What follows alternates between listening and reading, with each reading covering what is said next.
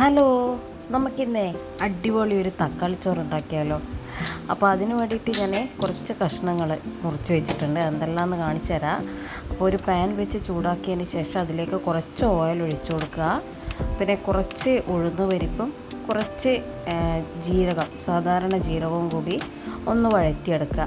ഇപ്പോൾ കയ്യിൽ കടലപ്പരിപ്പ് ഉണ്ടെങ്കിൽ അതും കൂടി ചേർത്ത് കൊടുക്കുക. എൻ്റെ കയ്യിൽ ഇല്ലാത്തതുകൊണ്ടാണ്.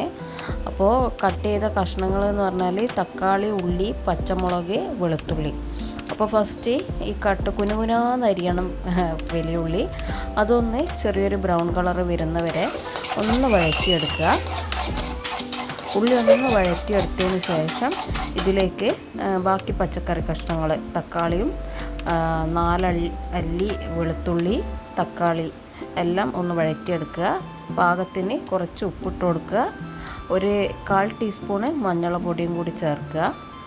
പിന്നെ അത് വഴറ്റിയെടുത്താൽ കുറച്ച് വെള്ളം ഒഴിച്ചു കൊടുക്കുക. തക്കാളിയൊക്കെ ഒന്ന് വെന്ത് കിട്ടാൻ വേണ്ടിയിട്ടാണ്. പിന്നെ ലോ ഫ്ലെയിമിലിട്ടിട്ട് ആ വെള്ളം ഒന്ന് നന്നായി വറ്റിച്ചെടുക്കാൻ വേണം. പിന്നെ ഇതിൻ്റെ റൈസ് ഞാൻ ഉണ്ടാക്കിയത് നമ്മൾ ജീരകശാല അരി വെച്ചിട്ടാണ്.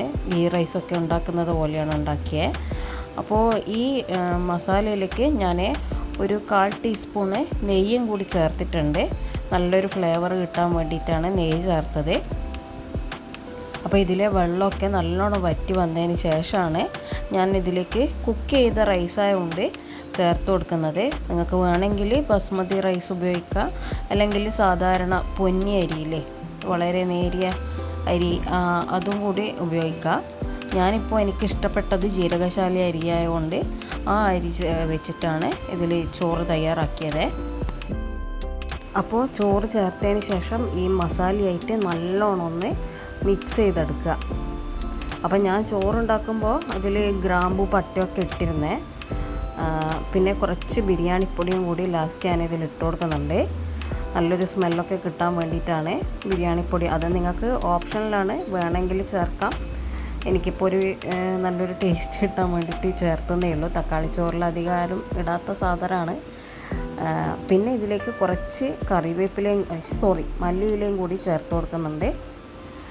ഒരു ലോ ഫ്ലെയിമിലിട്ടിട്ട് ഒരു 5 മിനിറ്റ് വെച്ചതിന് ശേഷം സ്റ്റൗ ഓഫ് ചെയ്ത് വെക്കാം. അപ്പോൾ തക്കാളിച്ചോറ് ഇവിടെ റെഡി ആയിട്ടുണ്ട്. ഇത് പല രീതിയിൽ ഉണ്ടാക്കാം. തക്കാളി അരച്ചിട്ടൊക്കെ ചേർക്കുന്ന ആൾക്കാരുണ്ട്. പക്ഷേ ഞാൻ എൻ്റെ രീതിയാണ് ഇവിടെ കാണിച്ചത്. അപ്പോൾ ഇഷ്ടപ്പെട്ടെങ്കിൽ എല്ലാവരും ഒന്ന് ലൈക്ക് ചെയ്യുക, കമൻറ്റ് ചെയ്യുക, സബ്സ്ക്രൈബ് ചെയ്യുക. അടുത്തൊരു നല്ല വീഡിയോ ആയിട്ട് കാണാം. അതുവരേക്കും ബൈ.